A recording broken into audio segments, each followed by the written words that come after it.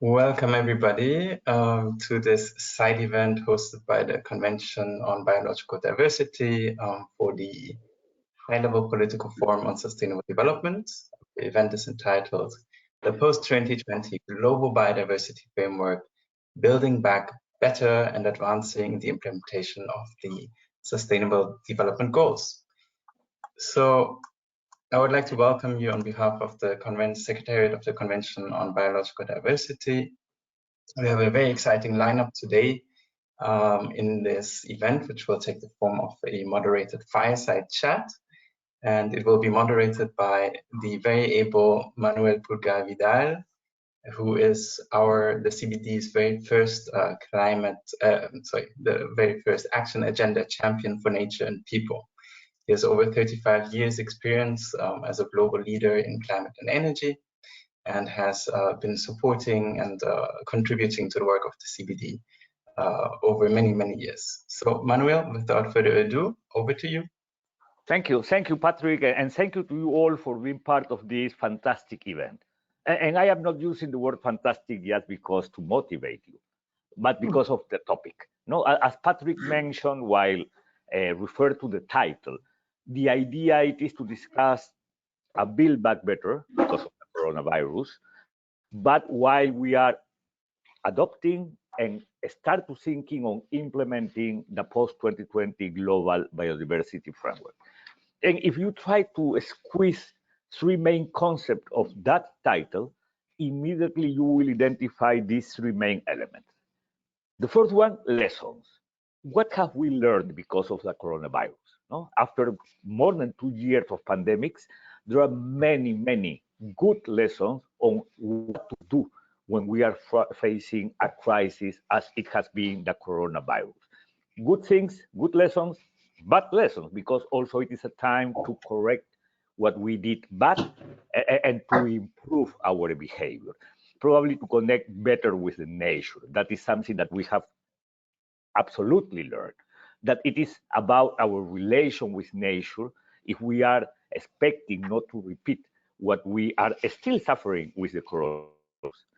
But also it is about challenges. That is a second main concept, because it is not only that we have learned, also it is that we have suffered strong challenges, mostly to our health system, but we are still facing new challenges. So it is interesting and a bit sad because the crises and the emergencies are becoming the new normal. And the point it is that we do need to know how are we planning not only to navigate, but to go deeply with effective actions into this new normal reality of emergency and crisis. And for sure, and that moves me to my third concept, the only way it is by keeping a clear vision. If we know where to go, probably we will be more effective in navigating and in being more effective in our current action. The point it is, what are those elements of the vision that we do want, put it clearly as our main star to guide, to illuminate us and to guide us towards some time frame and to achieve the elements of that vision. When we think about climate, it is clear that everybody recognizes that the 1.5, it is a strong threshold, strongly based on science. We do know that the net zero, it is a main objective for the half of the century. And we do know that the idea of accelerating actions, mostly through this decisive decade, it is key.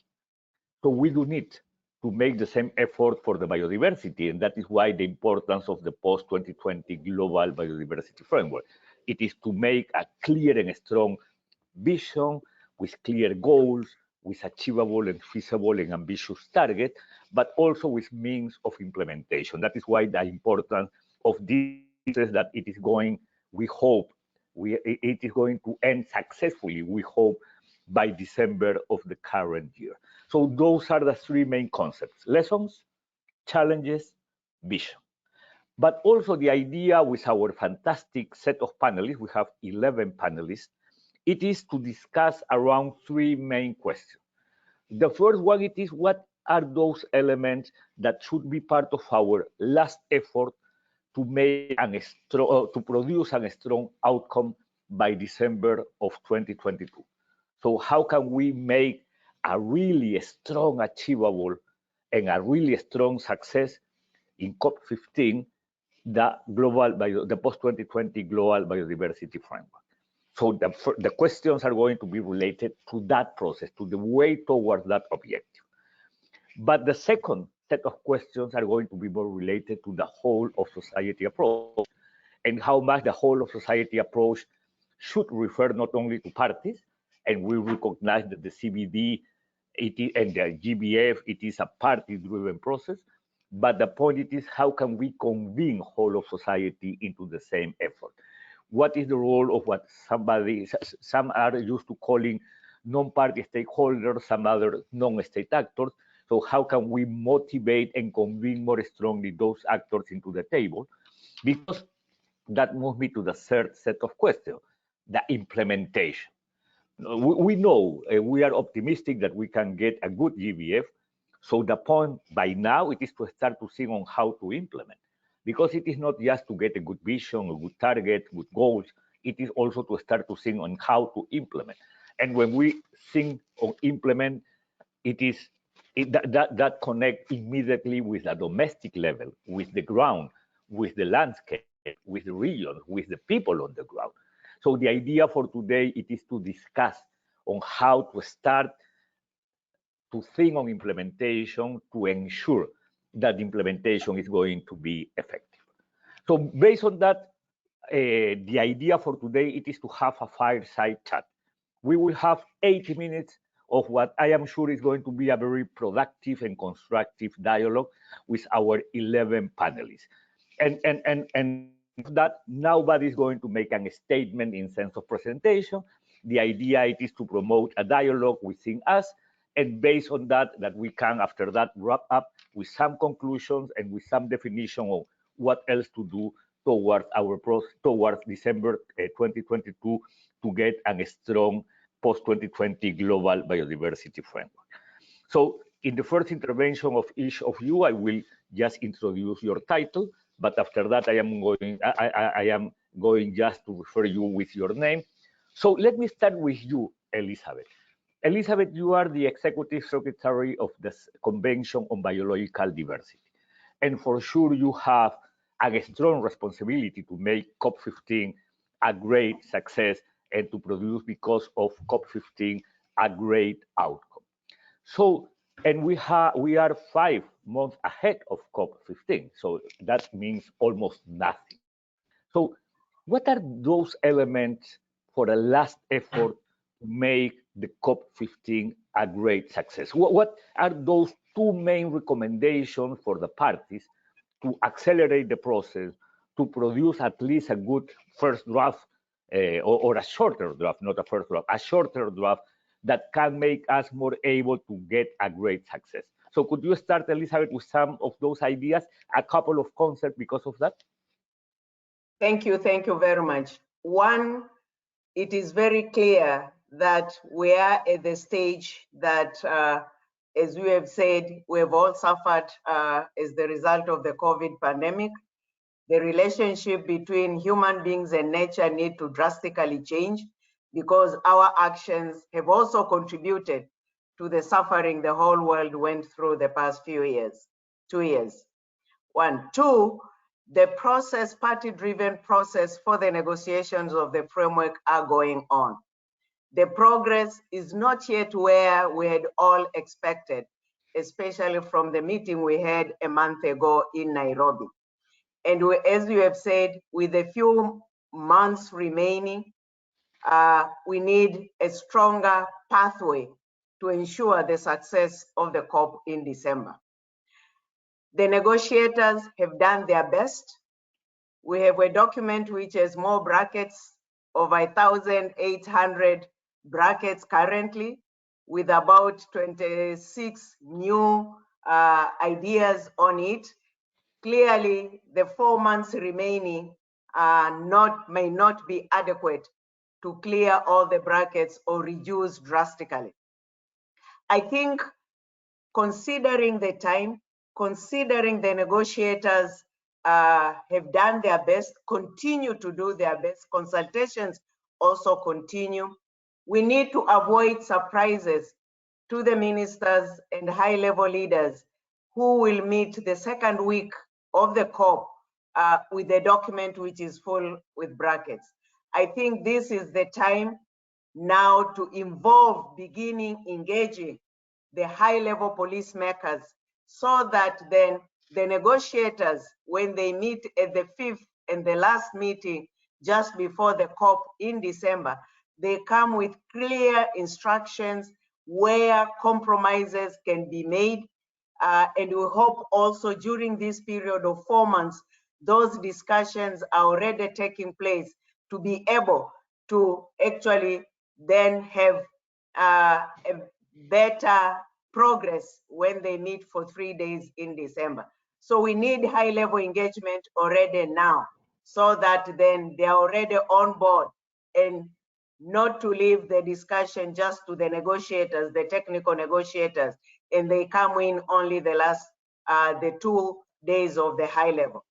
So that's what I will say. Policymakers, decision makers need to engage now and not wait until December. Let us avoid surprises. Let us avoid running instead of walking and ending up with the compromises which may jeopardize the content of the framework. We want an implementable, actionable, achievable framework. But if we do it in a rush during the COP itself, all that will be jeopardized. Thank you. Thank you, Elizabeth. Very clear. So high-level engagement by now, that is a key element to move towards a strong global biodiversity framework and the global bracketed framework that unfortunately we have until now. So we have to eliminate those brackets to have an effective text. And probably something important based on my experience on climate, it is that a good outcome, it is not that it's going to be perfect, but it should frame a process. It should frame a smart, accurate process for the future, for being implemented. That is the idea, and I think that your encouragement, it is key. So probably, Florica, let me jump into you based in your experience with Europe, because something that we have appreciated in Europe, it is the Green Deal, no, that it was released close to the beginning of the pandemic, and all the effort that Europe is doing to address, to build back better based in new principles. What are those elements that can bring the European experience into this time of negotiations, and also as an encouragement to the parties and the high-level decision makers to make a more effective negotiating process and to get a strong outcome by the end of the year? What can you say based on your European experience? I would like also to come back on what you said in the beginning and what Elizabeth said, but just to answer first of your specific question on Europe. It is true we have the Green Deal, and under this we are already internally now looking for very, very also tough legislative or regulatory ways inside. We just, for instance, put forward a proposal on nature restoration that is really quite tough on all types of ecosystems where we want to, be in Europe in 2030, in 2040, in 2050. It's a bit like with the climate law. So we are certainly not wavering in, let's say, addressing the issues that we are facing also inside, which we, on the other hand, can say also it is doable and so on and so on. Because let's face it, in Europe, we are in a dire situation as well. I mean, 5% in Europe is drought. So it's no longer that we can say, oh, everything is fine. No, not at all. Everything, all ecosystems are suffering. But so the Green Deal unwavered and we go ahead, and therefore our ambition on the GBF is certainly to be not only actionable but also ambitious, but implementable, and so on and so on. But I see it also as a step-by-step approach, and therefore compromises will have to be made. But I would like to come back to what you said in the very beginning. You said COVID, lessons learned, challenges, and then the vision. And now I would like to say something which is at the forefront now in our context, because COVID, despite all the hardship and all the drama, it was a good wake-up call for our citizen who went to the streets and who would say, we bring back nature, as you said, and we have to make peace with nature, and we have to give nature the space it deserves, because it's our health, it's our future, it's our planetary boundaries. So at least after COVID, despite of all the challenges, there was a very strong societal movement, a recognition, and it resonated. But now we have a different context, and we will have a context which is totally marked in Europe by the war in Ukraine. And we have extremely high energy prices looming.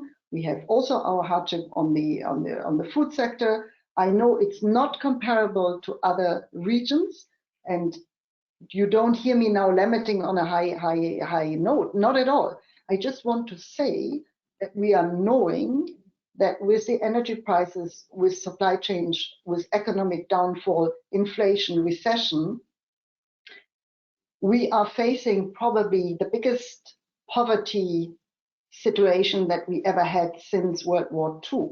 And I'm not exaggerating. And why am I saying it? Because if we have that, we know that it will be even worse in the countries outside Europe. I'm saying it because the challenges have aggravated. And I'm saying it to say, how can we then, despite the Green Deal, rally for our cause and get, as Elisabeth said, the high-level political leaders engaged and focusing? How can we explain the vision, which we all share? I mean, there's no doubt of science and everything with the IPBES report. I mean, everybody knows it. But we are seeing that everybody carves out something and says, I have this, I have this. Perhaps we have to postpone a little bit and see later. It will have an impact also on the ability on resource mobilization, right?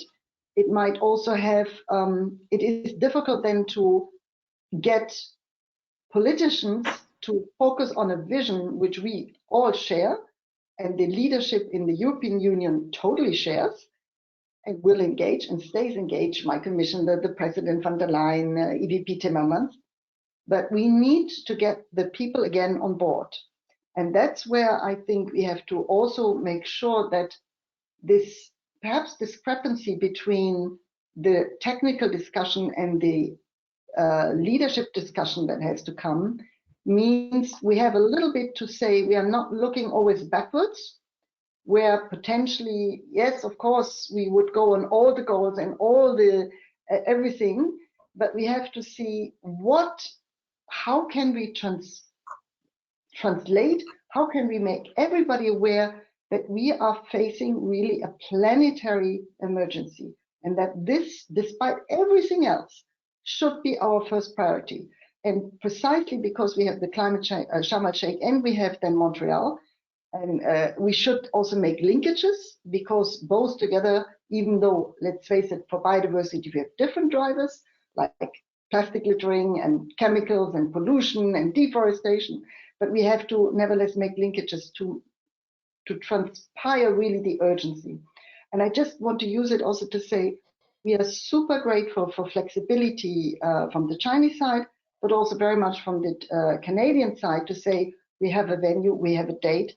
And I hope that this is focusing the minds of people, because the time is very, very limited. But you can count on unwavering, let's say, ambition. But I just wanted to contextualize it, because what we are experiencing now, I'm quite sure others experience even worse, because they might also say, because in biodiversity, everybody has to chip in. It is, everybody is littering, everybody is using plastic, everybody has pollution, everybody has type of, cutting nature, abusing nature, and so on. So, but if everybody facing bigger hardship now, we have to get people together and demonstrate that it is doable. It is doable. And that vision, I think we have to collectively bring, because it's not just one side. Sorry. No, thank you, Florica. And sorry that I forgot to introduce yourself. You, Florica Fink, Director General of the Environment Department, European Commission. Thank you, Florica. And Daniel Ortega Pacheco, former Minister of Environment from Ecuador. You raised your hand. What fantastic, because Elizabeth made an encouragement, a call to decision makers, the high-level engagement. So based on your experience as former minister, how can we bring decision makers into this table? But also based in a clear and transparent reflection of Florica. Unfortunately, we are facing new and even worse challenges that we used to have 2 years ago just with COVID. Now with the Europe in this atmosphere of a war, with food crisis, with an energy crisis, the point is how can we keep that attention into what Florica called, we do need to keep and raise the idea of a planetary emergency and bring all of the decision makers into the table. To do, Daniel, what can you address that? Because the current agenda could divest our attention, unfortunately, we know that. So how can we keep that attention into this planetary emergency and into the GBF process? Thank you very much, Manuel, and thank you for the opportunity to join this really valuable group. Let me take on the ambition message that Elizabeth has rightly pointed out. If we have learned something from the climate debate, as you rightly pointed out, is that to raise ambition by governments, we need two things. One is that we need to demonstrate that those governments that are accountable for their decisions, they have feasible means to achieve what they have proposed. And the second is that we need finance on the table. So building on the European example on the Green Deal, if we have learned something from that, is that Europe has been able to align every single incentives so that both public and private finance are directed towards impact. If that's the case, my major point here is that during the pandemic, we learned that nature-based solutions and nature climate solutions increased 30% their price associated with mitigation reductions relative to other sectors. So despite the pandemic, nature-based solutions have shown be capable of reducing biodiversity loss by 50% while limiting global temperatures. Right? So if we can take advantage of that powerful message that we are able to deliver based on current knowledge, current projects, and we can take advantage of promoting incentives towards nature positive investments, I think we may be able to push the ambition from governments forward. But at the same time, we need to make sure that we build upon very solid building blocks. That ambitions should be also addressed and interlinked around integrity. Most of nature-based solutions, although powerful, are currently under fire because of potential greenwashing. So we need to make sure that we build opportunities for nature-based solutions to be deployed, in particular in those areas in the global south, mega biodiverse countries with 40% of indigenous management of territories, so that it's built in a way that conducts to human well-being, climate change, and biodiversity protection in a very demonstrable way. Thank you, Daniel. So Daniel, you are bringing a new element because we started with this encouragement to decision makers. Florica complement with the idea of how to link with the planetary emergency. And what you are suggesting, it is to showcase that there are tools to do that, that we can really address the problems by bringing or by implementing tools as nature-based solutions that can really provide those solutions that we are expecting to have, and with that to showcase. But as you know, Daniel, there is a lot of resistance to the concept. So I am wondering how feasible is that? And we do know that also the business sector, it is working or trying to push the idea of nature-based solutions. But we haven't yet gotten a strong connection of the business sector into the biodiversity debate. We know that, for example, and I am going to move into you, Eva, we know all the effort that Business for Nature is doing among some other platforms. But you are not too close to the process. And the point it is, what are the potential of bringing together into this party-driven process the non-state actors, as it could be the business sector, to implement, to showcase, to commit, to move this process forward. So Eva Savi, let me introduce you. She's the Executive Director of Business for Nature, B4N. So how can we convince the business sector to be more active part of that? Look, I went to Sharm el-Sheikh 2018. I went to Glasgow 2021, no? I am a bit confused.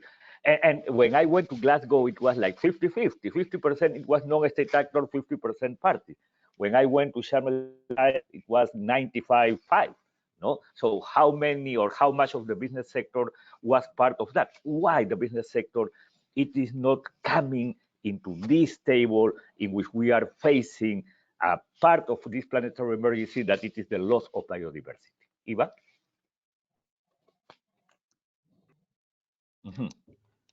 I think that we lost Eva. So no problem. We can do that later. But no, Eva, are you there?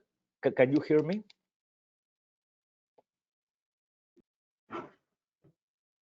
Okay. No, she's not with good connection. I'm back. Yeah. I'm sorry. No problem. No problem. This is the timing. The new normal is everything. Timing is everything. It worked up to now. Thanks so much, Manuel.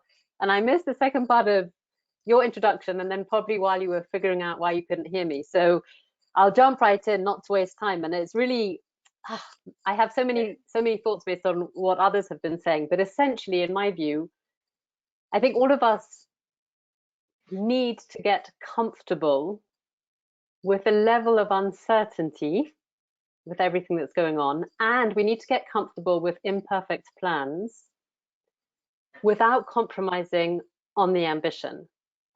And it's true that we've never seen the momentum in the business community as we have over the past 24 months.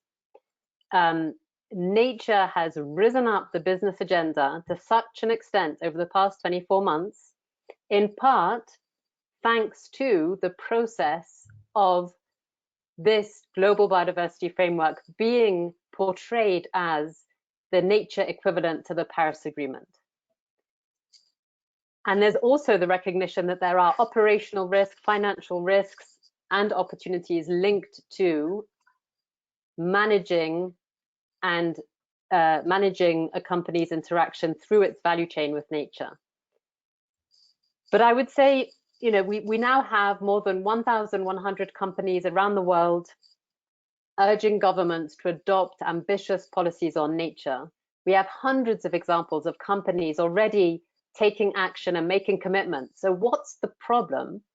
The problem is all of this is voluntary, and there aren't enough incentives to scale and speed. And those are the words that all negotiators, in my view, and all heads of state need to have in their mind, is that essentially what we're talking about is scale and speed, because it is a planetary emergency. Yet diluting the agreement to some extent will actually reduce the scale and speed. So when we think about it, we want the framework to be as ambitious and transformative as possible, thinking about all of that systems change that's necessary.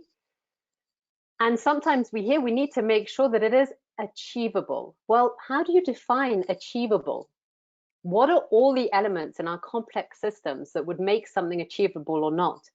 If you're very overweight, for example, and you need to lose weight, and you're going to say, I'm going to lose loads of weight up until this point. And people say, oh, there's no way you're going to be able to do that. It's not achievable. Well, then would you reduce that ambition intentionally? And we should focus on what is feasible. And I'll give you an example in the framework where we're seeing this. So target 15, which focuses on business action, there's an element in the bracketed text which we are pushing for, which is the need for mandatory assessment and disclosure of impacts and dependencies. We did a recent survey of some companies, more than 130 participated, over 90% of them support this position.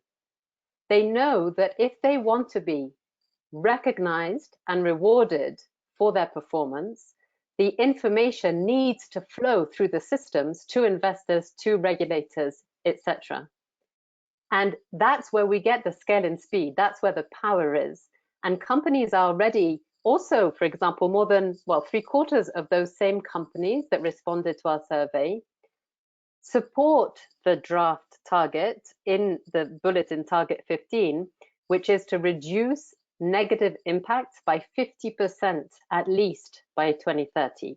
That's mega ambitious and it's super hard, but directionally it's correct. And for a company to plan a business strategy, that's very clear guidance. If you say, we've just got to reduce your environmental impacts, well, that's sort of what we've been saying up until now. So what's going to change is to give that clarity in targets, because we should have no regrets in this framework. And that will drive increase that business action on the ground. And I'm really pleased that Suresh is on the line also from the finance side, because we're seeing that same momentum in the financial community that is hand in hand with the business community, of course. And so that's really what I wanted to say is set the bar high, let's get comfortable with uncertainty, and let's focus on the systems change that's necessary and driving speed and scale of the solutions that we already have at hand. Thanks. Thank you, Eva. And it is true, be comfortable with uncertainty. That is natural in process. And the point it is to get a good outcome through a step-by-step process. We can gradually make it more, I can say, enforceable, more mandatory, because it is true. In the beginning, this process are used to be voluntary, used to happen even in the climate debate. But let me now jump into you, Yoyi. It's Yoyi Carino. It is from the Cordillera, Philippines. And Yoyi, something, because Daniel brought the concept of nature-based solutions, no? And there is some resistance from the IPLCs, from the communities, because of that concept of nature-based solution, based on the fact that for them, this could mean to put nature into the market or commoditize the nature. So could you share with us some reflections about that? I think that we have lost Yoyi, or you are there. I'm here. Can you hear me? Yeah, good. Yeah, we can. Thanks very much, Manuel.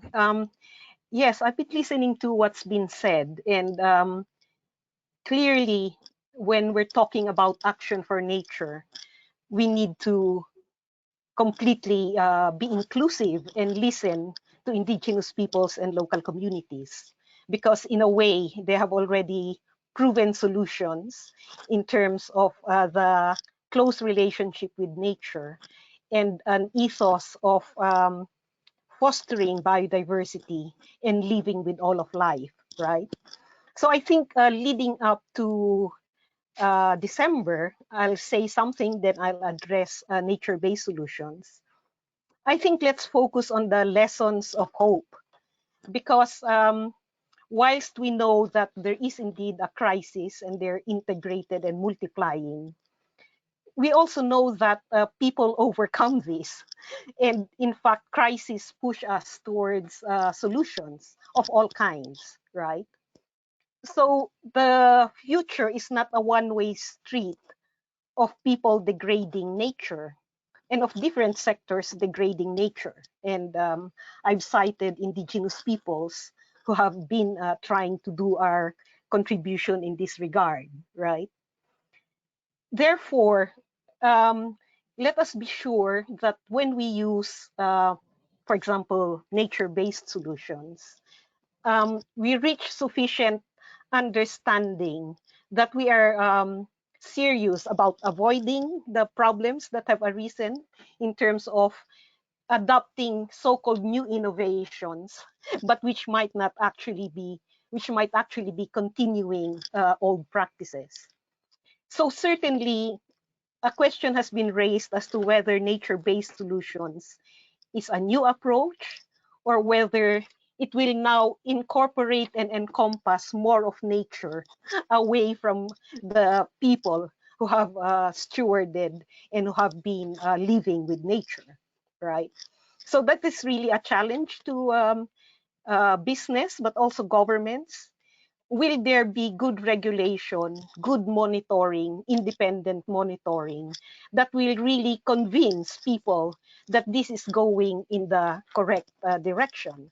Because despite the definition given by UNEP of nature-based solutions, there is still uncertainty about how this will happen, because some of the early frontliners were business trying to, for example, in Sabah, take over large tracts of land without clear governmental scrutiny and without a prior informed consent of the people who are living there.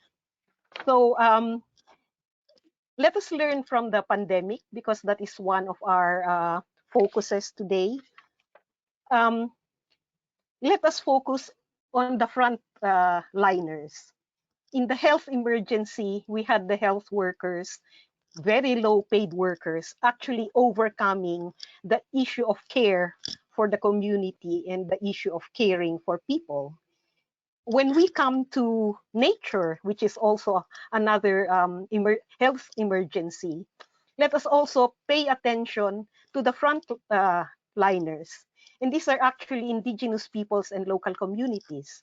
So we should already start overcoming the remaining brackets that will say, yes, we will respect your rights to territories when we expand protected areas. We will also have inclusive decision-making, because in the past we have been left out. And we will support your collective efforts, because in the past we were not included in NBSAPs. So starting now, we should already be talking to our governments and help them to already know that these brackets are nothing to fear. We can remove them. And from day one, we are going to be working together in partnership. Thank you. Thank you, Yoyi, for a clear answer. And now let me move into the floor with Carlos Manuel Rodriguez. Carlos Manuel is the CEO and chairperson of the Global Environment Facility. You have had a great and very successful replenishment process for the GEF, Carlos, and that is great. Congratulations for that. So what have you learned in that replenishment process for the EEF that you think could be not applied, because that probably is not the word, but that it could be reflected also in what Elizabeth made, this call to high-level leaders to be more active part of this process towards a strong GBF outcome? What are those elements that you can share with us, Carlos Manuel? Oh, thank you so much, Manuel, and my pleasure to be here. Let me try to do my best answering your question by saying that I have attended 13 of the 14 CBD COPs.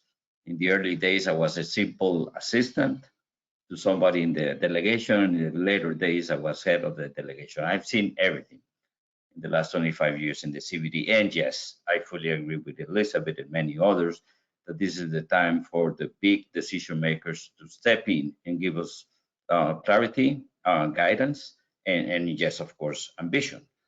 Because there is no doubt, and the science is there, that the nature crisis is way bigger than the climate crisis. Nevertheless, that is not understood by decision makers. That is not well understood by the common citizens in the global north, in the global south. And this is our last big shot to come up with a very comprehensive approach that can help us do great in protecting nature. And in protecting nature, we will deal with the climate crisis, and we will deal with the SDGs and everything around it. And this is instrumental, Manuel, in this context. Also, since I've been in many COPs, the last one was in Sharm el-Sheikh. I was the minister of Costa Rica, and I was pushing very hard, and I came very excited out of Sharm el-Sheikh, because we all agree that we need to have a political decision around mobilization of resources. And the agreement in Sharm el-Sheikh was that we were going to work setting global targets for for resource mobilization from all sources, particularly through domestic mobilization of resources, because this is where the big chunk of resources are being invested. 80% of what humans invest in nature conservation comes from public expenditures, and this is where we can have the impact. But also, out of Sharm el-Sheikh, we came up with something, Manuel, which was very important.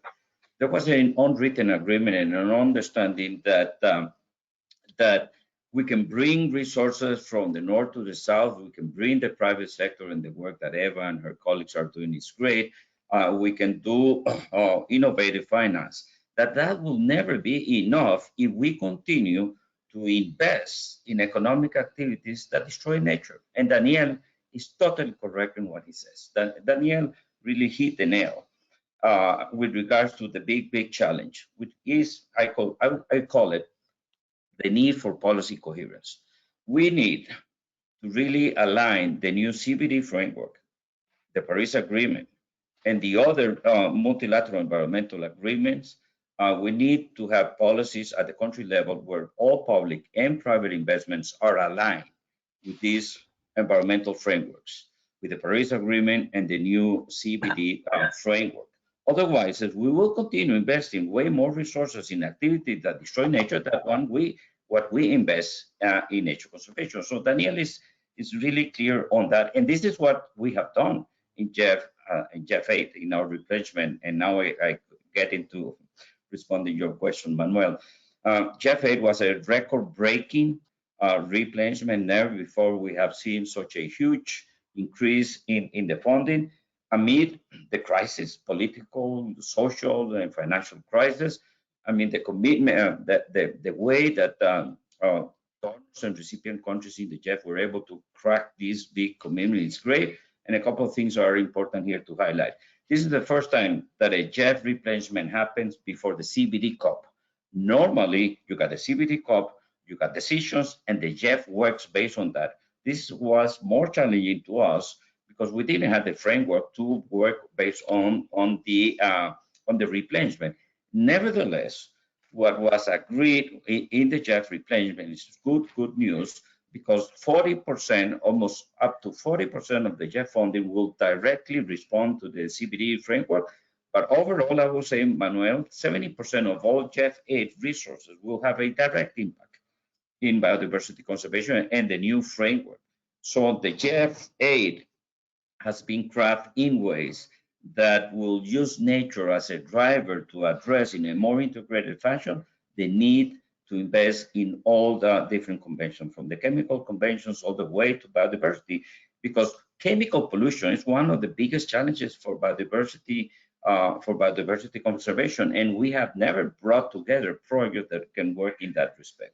Two final points here, Manuel. One is that I want to let all parties at the CBD understand that the GEF is the financial mechanism for the convention, but also the GEF is not a parallel structure that works aside the CBD. The governing structure of the GEF are the same parties that play, work, and operate at the CBD.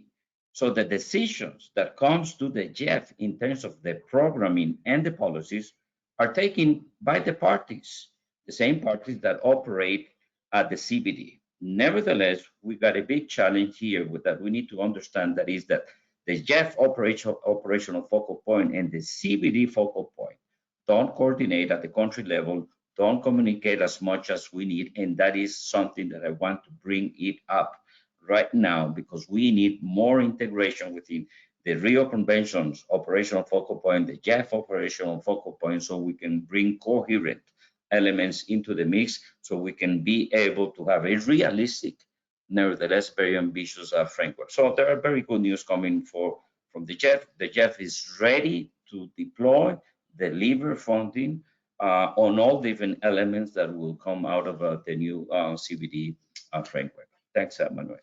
Thank you, Carlos Manuel. And you started by saying this is our last big shot, and that is true. and I am fully agree with you, and that we have to align, we have to create this ecosystem to make things working well.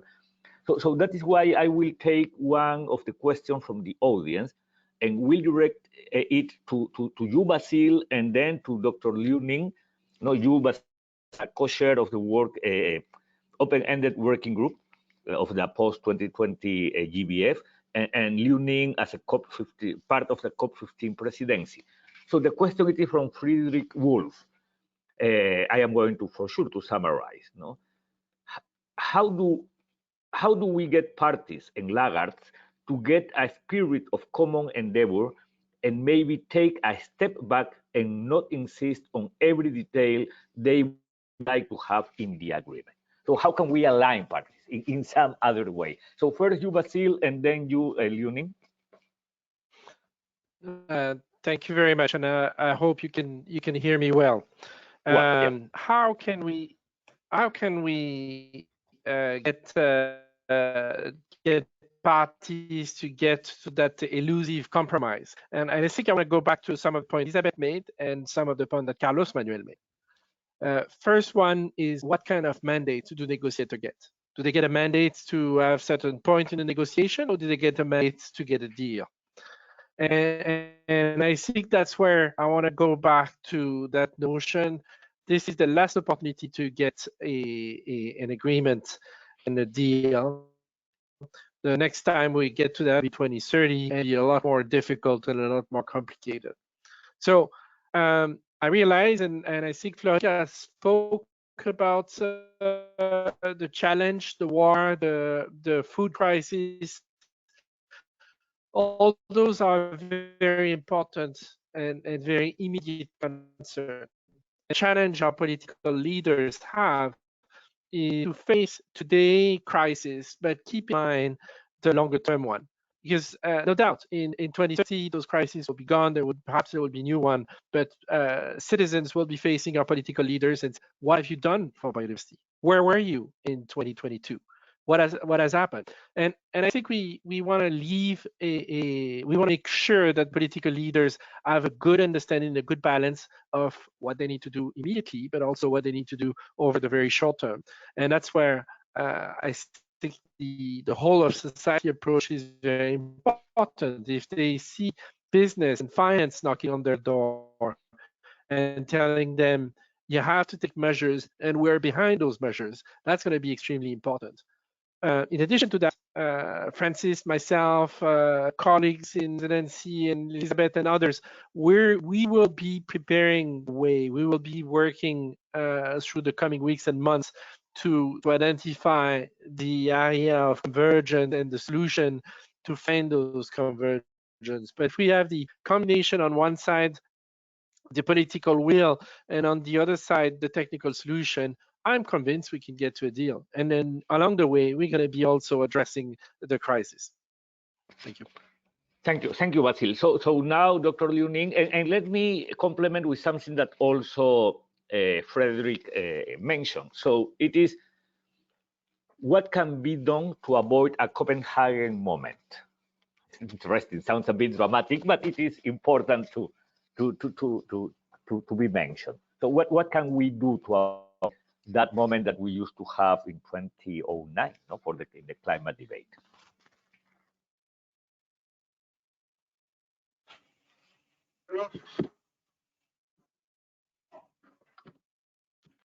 Yeah, we can hear you. We can hear you. Go ahead, please. Okay. Thank you, Manu. As Basil said, last month the OEWG4 was held in Nairobi, Kenya, where representatives from parties and stakeholders have a fruitful discussion on the draft framework, laying the groundwork for its adoption later this year. Although some key issues remain unsolved and the overall process is not up to the expectations of all parties, I think the structure and the core element of the framework has basically taken shape. we have a reason to believe that a balanced and ambitious framework can be reached at the second part of COP15.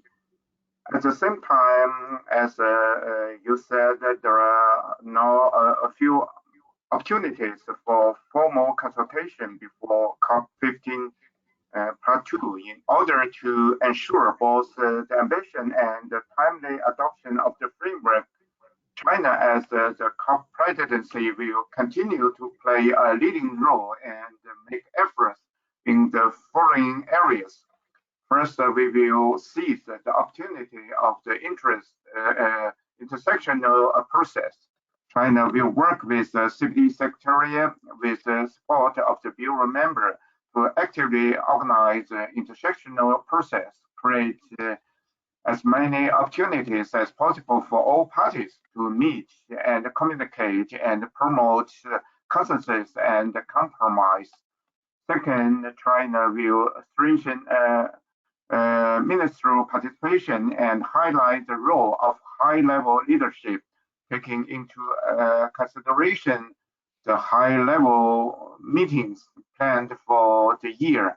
China will maintain the political momentum on global biodiversity governance, strengthen ministerial communication on key issues, and explore together with the Secretariat and the Bureau the possibility of convening informal coordination and consultation at the ministerial level. At the same time, I hope that all parties will fully demonstrate their flexibility to negotiate and facilitate and develop of the GBF. As DG Fink mentioned in the beginning, we need all parties to be very engaged for this process. Parties should make a reasonable compromise on certain issues and seek the greatest consensus possible, while taking into account the current global and different nation conditions. I will stop at this point. Thank you, Manuel. Thank you, Liu Ning. So Suresh, we were think it is head of EU and International Public Affairs at Aviva, and also he from the Finance for Biodiversity Foundation. Suresh, there is a question from Jose de Garcia from the audience saying how we can involve private sector companies more systematically in protecting biodiversity. And I remember that during your intervention in the OEWG4 in Nairobi some weeks ago, you mentioned the importance for the financial sector, because we are presenting mostly the financial sector, for clear political signals that can mobilize the financial sector towards those objectives. What are those political signals that you are expecting the post-2020 GBF should bring into the table? Thank you, Manuel, and thank you for having me at this event. But I think there are three people that have said things before that all go to the heart of this question. What are the political signals that we want? I mean, Daniel articulated beautifully why we need finance at the table, the critical role it will play. Eva made the point very, very well and very forcefully, look, this can't be voluntary. And I thought Carlos's point on needing policy coherence was absolutely key. So I think if you take all of those things together, what do we actually want from the GBF? Well, actually, from a private financial flows perspective, in terms of getting companies and doing things in the right directions and the way they spend their money, it's relatively simple. We just want the parties to stand up and give it a very clear policy recognition that actually we want private financial flows to be brought within the scope of the GBF very clearly, because in order to do that, we'll get the full scope of the private sector within the scope of the GBF.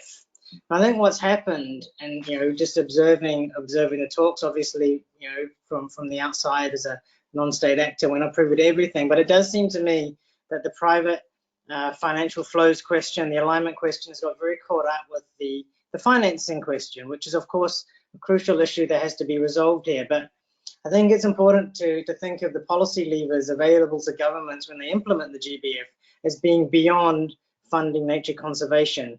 So there's a whole lot of things that can be done to make sure that all private financial flows, all activities of business, regardless of their purpose, are brought within the scope of the GBF.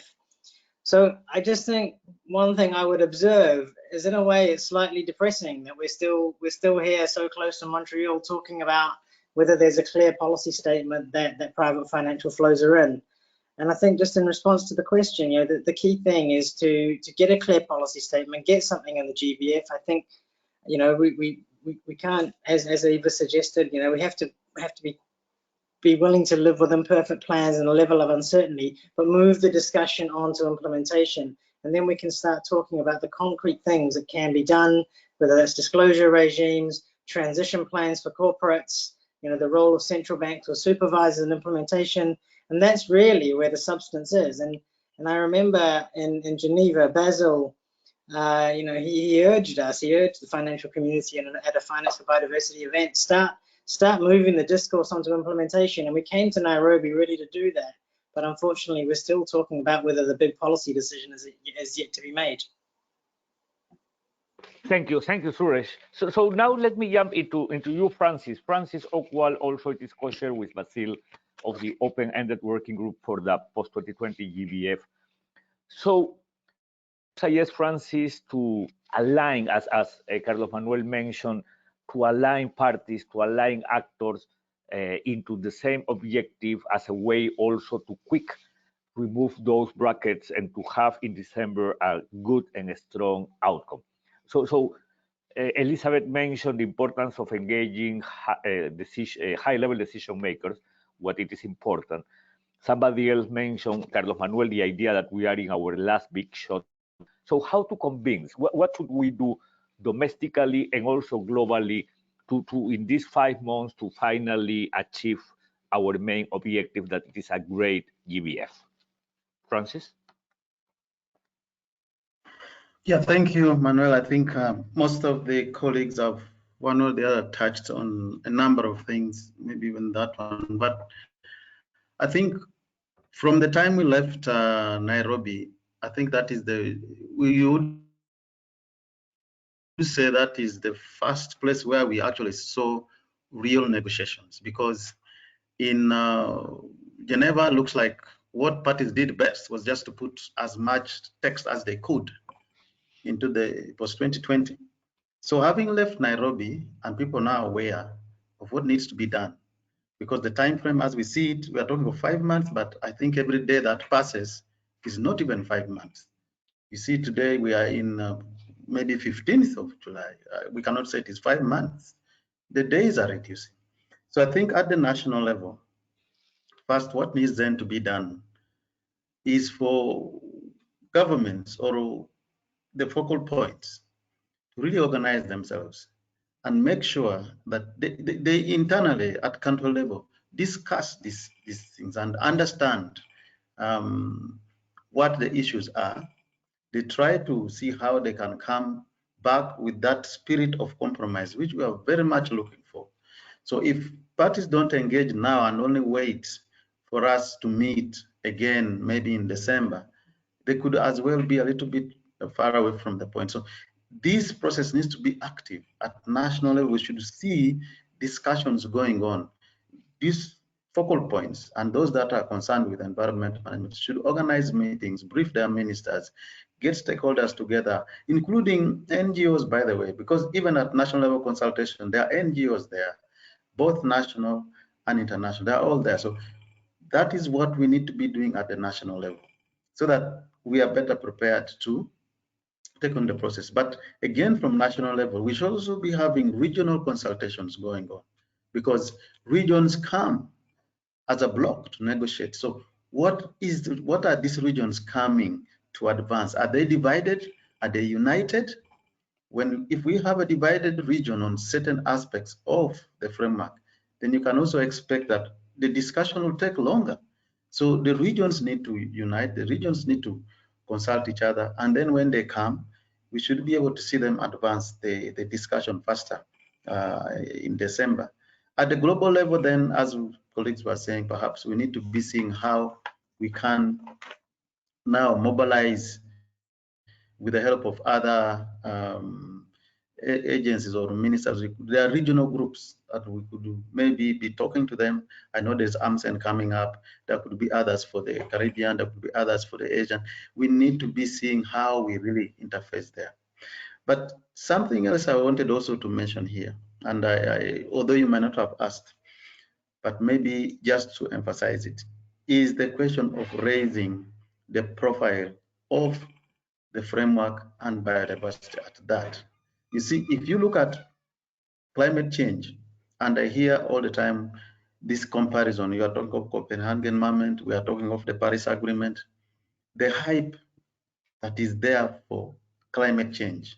Today, every politician, every leader almost will speak about climate change. But then, what about biodiversity? What happened to biodiversity? That profile, if it is lacking, people will think that framework is for conservationists, is for scientists. It doesn't concern us. Because global leaders, what they say, even sometimes carries a lot of weight when it comes to this critical stage of implementation. So let biodiversity not be left behind in this global aspect of profiling the agencies that need to be taken. I agree climate change is the issue, but so is biodiversity. These two needs to be given the same. I've been seeing recently on CNN and on BBC, and I would like to thank them. There is a brief advert that runs on top of the hour in those two media houses. For CNN, it is sponsored by Rolex and is called Call to Nature. For BBC, it is sponsored by a consortium, but for them, theirs is on that we should cherish the delicate world. But in there, you see how they are demonstrating the importance of nature to people. That is what we need to be seeing in a lot of media if we are going to make progress match with the post-2020. We need a lot of support. I might have digressed a bit, but I wanted to connect that also as we are trying to raise the profile of this framework, as we are trying to connect it to seeing effort being done at the national level. We should be seeing awareness increasing more in the media about biodiversity. Thank you. Thank you, Francis. And before moving into you, Sweta, there is a thank you message from Friedrich to you, Basil, and to you, Liu Ning, for your effort, and he hoped that your effort will be successful. Thank you, Friedrich, for those words. So, Sweta, in climate, and Francis has just made some comparisons. I don't know if comparison, but reflections around the climate and the biodiversity. We have seen in the climate debate a lot of youth activism, and don't burn the planet, net zero, no more than 1.5, all those messages. Fridays for Future, it is mostly climate. It has a climate approach. So what is happening with the activism for biodiversity? Where are the youth towards a better biodiversity framework, a behavioral change push for the planet? What can you suggest? Because activism is always important. To have even more the youth on the streets claiming, demanding, complaining, it is a key element to create more awareness and to these needles. So you are from the youth movement, you are a young person, you are a biologist. What do you suggest? What is happening and how can we improve that activism from the youth? Okay, thank you for the question. And maybe the first tagline answer I would give is saying wait for the COP. But just to expand on that more, I think to directly answer the activism side, I think we as the Global Youth Biodiversity Network have been active on the CBD processes for the last 10 years. And we've always had a very good relationship with the parties. And we've always seen dialogue has worked better than activism. And activism is important. And we also do our own activism, let it be in Nairobi or in Geneva. We've always tried to voice our concerns. But we've always seen that dialogue has taken us much further, especially in the CBD process, because it's so open and inclusive and gives us a stage gives us a seat at the table to at least voice our interventions. So we've seen that it has helped us in the past. But like as we see things progressing, we do see that there is a growing concern among a lot of young people in the direction in which the post-2020 is moving, with the concerns of all our key priorities being still in brackets. So I think now I would say you would definitely see much more activism coming out, because we have done dialogue, and we've always seen that has had a lot of impact in the CBD. But now we see that there is this really lack of the sense of urgency that we are seeing in the world. We don't see that in the CBD process yet. People are not showing us, that the gravity that, that the world that we are going to be living in is facing like unprecedented extreme weather events. It's breaking down, and the global community, even me as a young person from India, I am facing it today, and I know that it is here. It's all the fears are already with us now, and I have to deal with it, and I have to deal with worrying about what is going to happen in my future. So this is a very real personal threat for me and my life, along with millions of other young people on this planet. So for us, we really see that we need to start pushing for this sense of urgency to be made, because something that Francis and everybody has been talking about with the interconnection between climate and biodiversity, which you also pointed out to us, what we see is that, if you have to look at what is holding our livelihood today, it is the ecosystems and the biodiversity that is present today that is, being pushed to the tipping point and at a much faster rate than predicted. And we know that this is our only safety net, and that if you actually, if the minute our biodiversity and our functional ecosystems collapse, we are going to see the full-blown impact of climate change, and nothing is going to shield us from it. And that is something that we understand. We understand those interconnections, and it's quite clear for our generation. We are well aware of, how there's a growing understanding of this interconnected world, the broken system that we live in, and the fact that everything is driven by profit. And for us, it is clear, and this is something that we are trying to push as well in the framework, to understand that we need to move beyond just looking at what needs to be done, but how it is being done, and how it needs to be done with a rights-based approach, ensuring intergenerational equity, ensuring the rights holders are taken into consideration. This is women, youth, and IPLCs. And if we do not have these key stakeholders that are like instrumental in implementing the post-2020, if you don't take care of taking care of them and effectively, involving them in the decision-making and governance mechanisms, we are going to fail like we did with Aichi. And that's something we are very clear about. And I think we are definitely going to use all means available to us, whether it's activism, whether it's lobbying, whether it is, communicating in all platforms, including social media, but we are definitely going to take that push. And we hope that, through COP, we'll be able to, as we lead up to COP, we'll be able to push that strong message forward. And I hope that, the climate movement will be aligning with us. I think there is a lot of synergies we've already created with the Fridays for Future movement. Gibbon has done several strikes with them. I think we are going to definitely leverage their mobilization power to actually link both the crisis, and hopefully help even what everybody was talking about, with improving the sense of urgency, and also seeing that the need for us to really push this forward together. And maybe that's something the youth can start helping the rest of the community do as well through activism. Yep. Thank you, Srita. This has been a fantastic first round. We don't have too much time for a second, but we will take some time for a second round. So, based in your comment, Francis, what happened with biodiversity when we think in relation to climate? And despite that, I am by training, I am a lawyer. My background, it's the law. I love all about the universe. The James Webb, it's making me to really enjoy all the news of what the James Webb is, all those beautiful pictures. So I am used to using the formation of the solar system as a good analogy to talk about climate and biodiversity. So when I think on climate, it is clear that in this solar system, there is a main star, that it is the 1.5 net zero concept, that is the main star, and a lot of gravitational forces. So we have a strong relation with the economy, climate and the economy.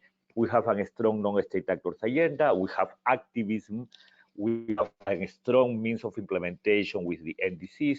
We have mechanism to secure high quality claims and target with the SBTI. So there is a lot.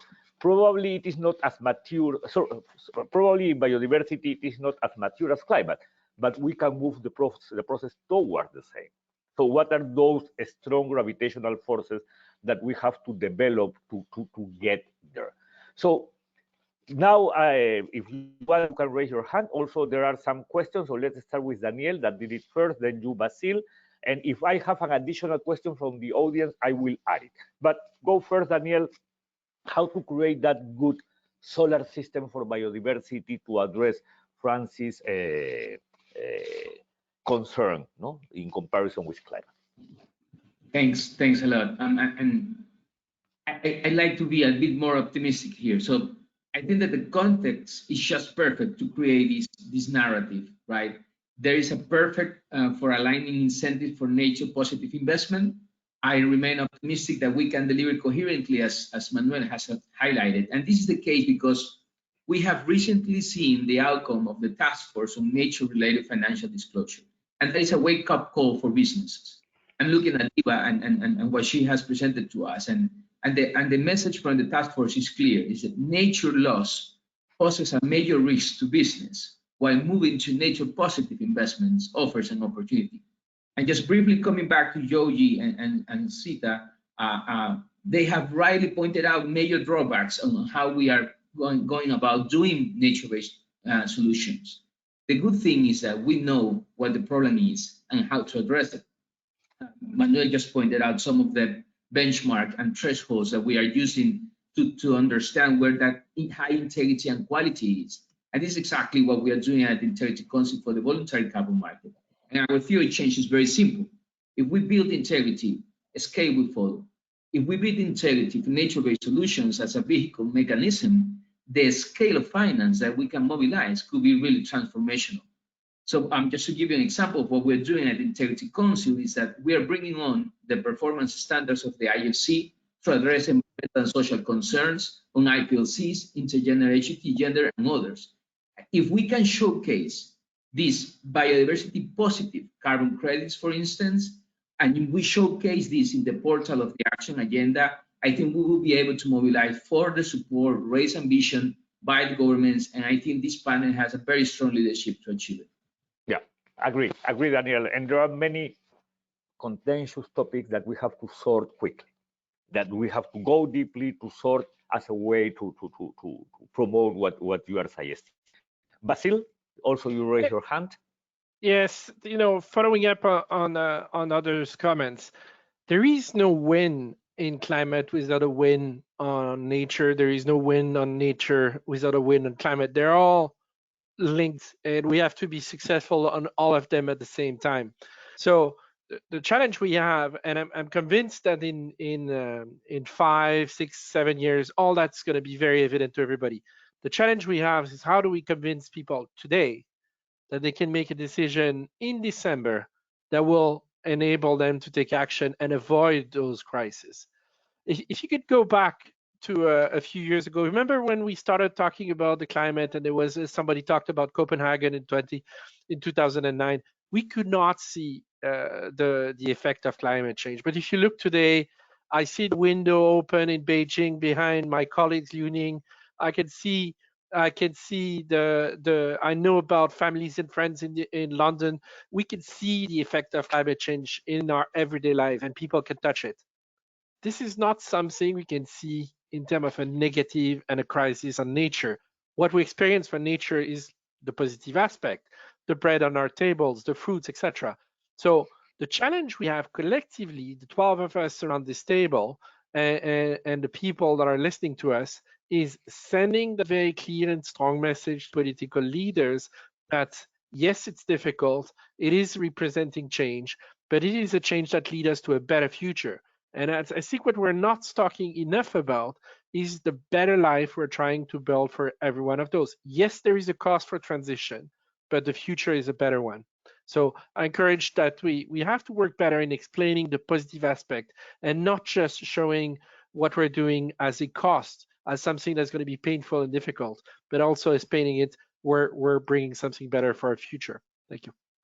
Thank you, Basil. So now Eva, then you, Florica. But Eva, let me add to these reflections of this solar system or ecosystem, whatever it could be named. What can we do to strengthen the action agenda in December? Because in my point of view, that is an important gravitational force, not to bring more actors into the table that can be a strong platform to raise our ambition and to get. So what do you suggest to do as part of the action agenda by December? Please, Eva, and then Florica. I have an additional question to you, Florica, after Eva.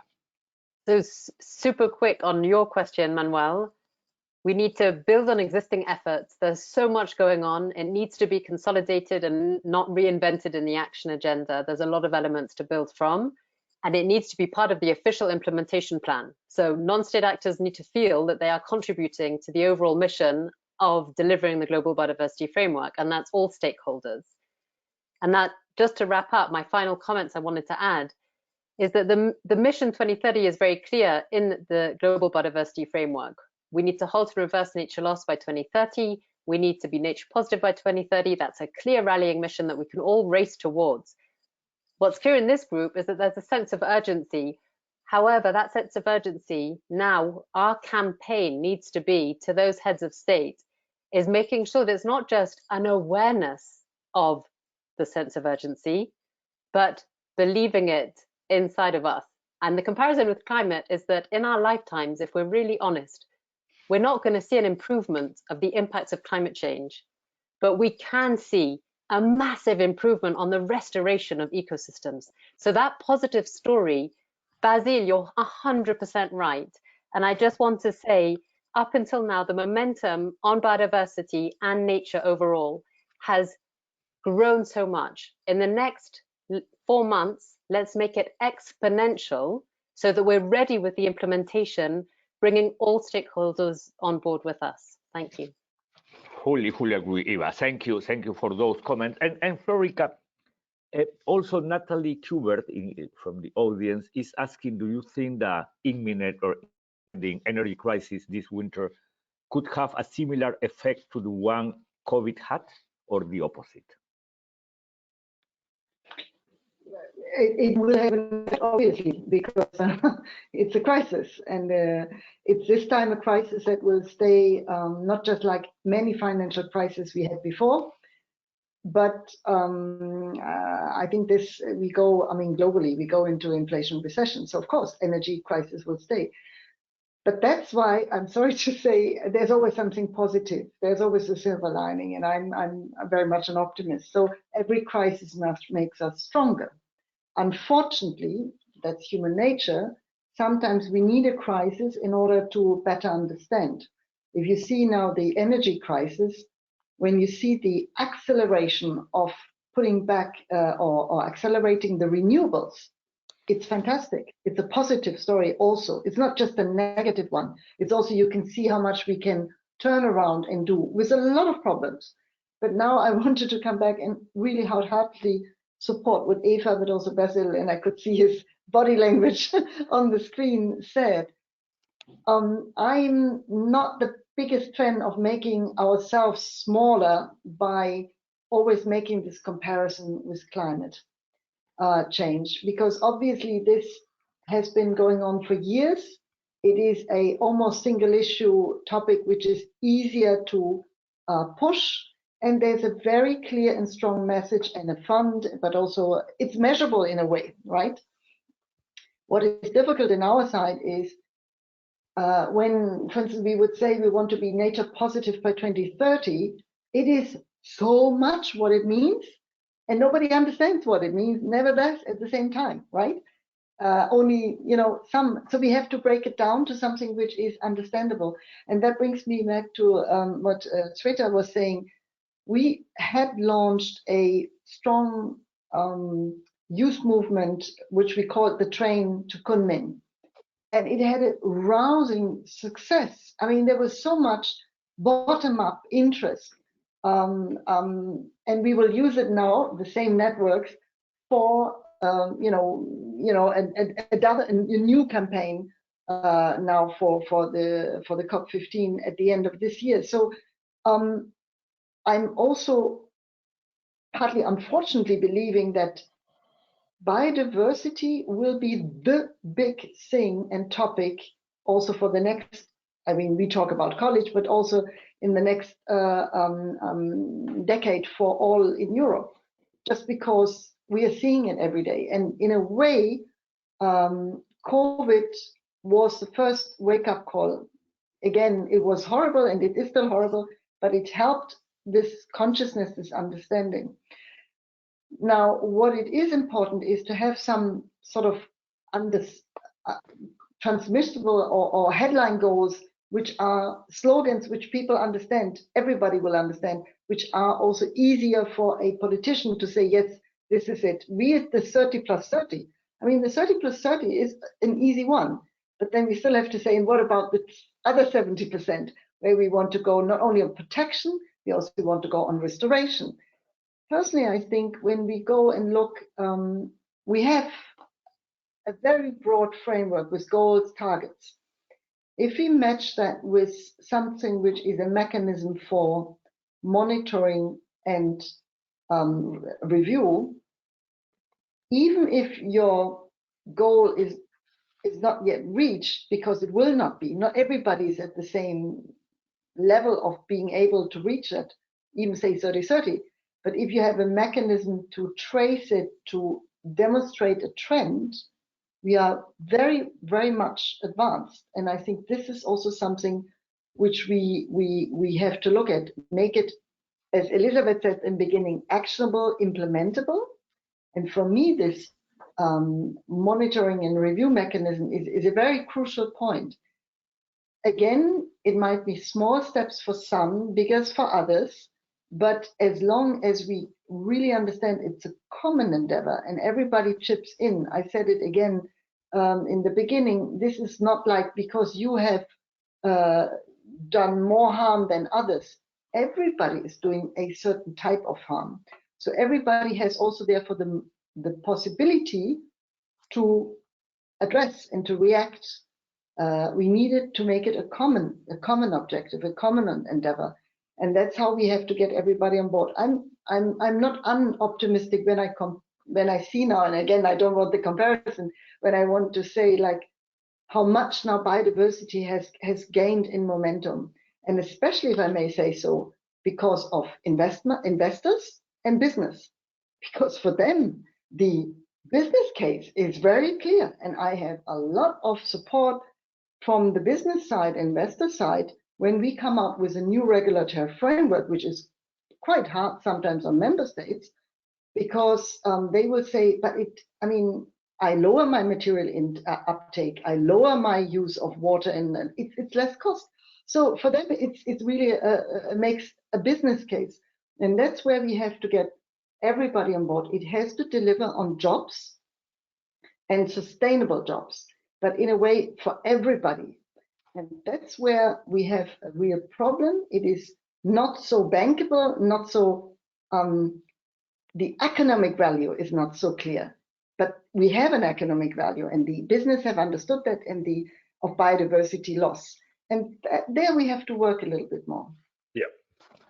Thank you, Florica. Good reflection. Georgie, yeah, you raise your hand. And also, please add, we just have 5 minutes, but add to your answer to Sheria Pingle, how much the right of Mother Earth could help achieve the SDGs, given that several of them require developing a new way of moving and interacting with nature.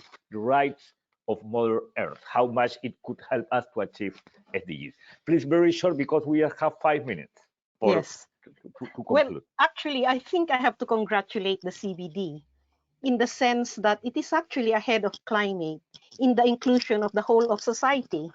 When you go to the climate meetings, everybody's outside and saying this must be done. But in the CBD, we are inside, talking with the governments, making our proposals. And I think we really have to raise the profile of the action for people and nature. Because here, people are directly making their commitments to save nature, to move governments, and to act collectively. So I think this is a very strong feature of the CBD that we must highlight. And in the action agenda for nature and people, here is really where we start looking at all of life. First, strengthening the reciprocity between nature and people, but beyond that, all the living beings in nature. what indigenous peoples refer to as all our relations.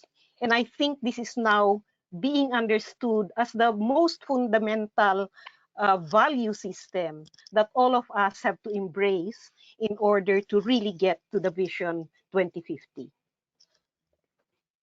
Thank you, Joy. So now we have Suresh and then Elizabeth. I don't know if, and then Sweta. Please, short. No, Suresh? I'll be super short, Manuel. I mean, I just think, just in response to your question, how do we get more attention? I don't think we should lose sight of some quite sort of practical measures that we can do leading up to Montreal. Be very clear about what we're going to be doing at the action agenda, the series of events, and give people enough time so that we can get senior figures there, so that we can bring the full range of world attention to what's going to be happening and get the most ambitious framework. Thank you. Elizabeth? Just one sentence from me. We cannot achieve the Sustainable Development Goals without implementation, without dealing with the loss of biodiversity or climate change, pollution, land degradation. And answers for all these will be in the Global Biodiversity Framework. So Paris Agreement will not be reached if the framework will not be effective. Likewise, the 17 SDGs. And all these issues are interrelated, interconnected. So we need to really move into that holistic approach, whole of society, whole of government, all hands on deck. Thank you. Thank you very much. So, Sweta? Very quickly, I also put it in the comment. So I just wanted to say that we all talked about the fact that it's like 5 months or less than 5 months for COP, and we need to do something. And one thing that young people are really feeling is that, we are seeing that even in Nairobi, the institutions and countries are really coming to the post-2020 with their own personal interests. And we feel like you need to start thinking about this. When the co-chair said this is supposed to be a framework for all, we really felt it is supposed to be a framework for collective well-being. And I think we should really start rethinking our priorities as well as, what are we really pushing for as, all of us, and keep the core as that collective well-being, as maybe that the sun in the solar system that you were talking about, and actually think about like the basic human rights and the right to a safe and healthy environment as the core, and how do we go towards that, you see. I just wanted to add that, and I hope that we can have this place where we forget those interests and come together for collective well-being before COP. Yep. Thank you. Good, thank you, Sweta. I am fully sure that the audience has enjoyed this panel and the interaction, and thank you for all your participation. So it is very difficult to wrap up in 90 seconds, but probably I can say some things in relation to our road ahead of COP15. 5 months, it's almost nothing. It is clear that we have learned because of COVID. It is clear that, as Florica mentioned, the COVID, it has been a wake-up call. And it has created awareness, but now we are facing new crises, new elements of a new emergency that are different, that has different elements. The point it is that based on that, we have to convene decision makers into the table.